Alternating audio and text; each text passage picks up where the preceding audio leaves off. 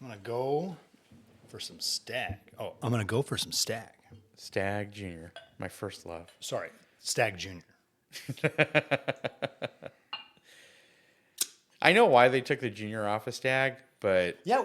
it just made it confusing. Talk to me a about little that. bit. So this says Stagg, Yeah. but it's Stagg Jr. Yep. Anything after batch 18, 18 and up, the junior was dropped.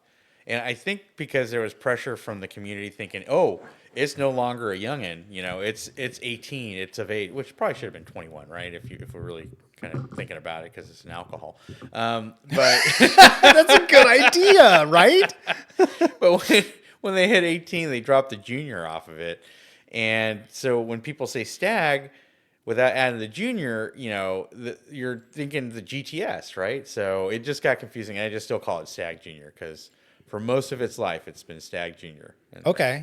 So now it's just called Stagg, and the one above it is GTS. Yes, but I think Above is people subjective. know. Yeah. People know it's still a Stagg Jr. So and it's easier for me mentally to kind of go that instead of running through hoops in my head like. Interesting. So this is where you chime in and do the what's it called, the G.I. Joe thing, and say, "The more you know." The more you know, right? Yes. Oh man, I didn't know that.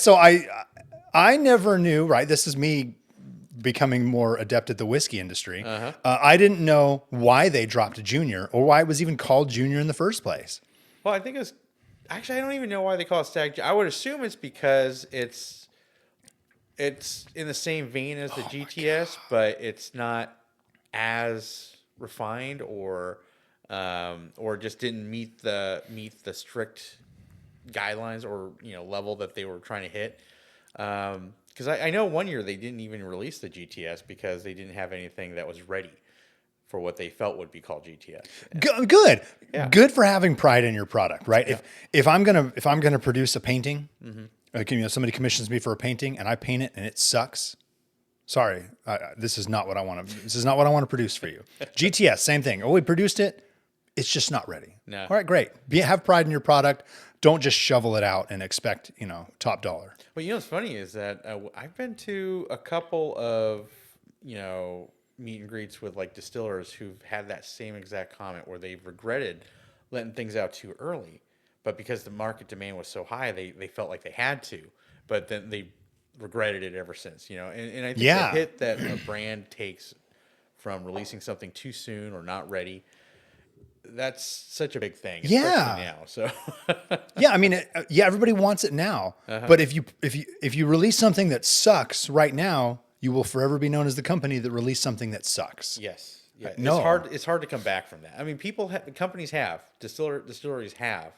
I know, just in case point, I don't want to call anyone about like St. George, right? When they came out with the Baller, the first couple releases were horrible. Oh, really? I didn't know that. I didn't have that experience.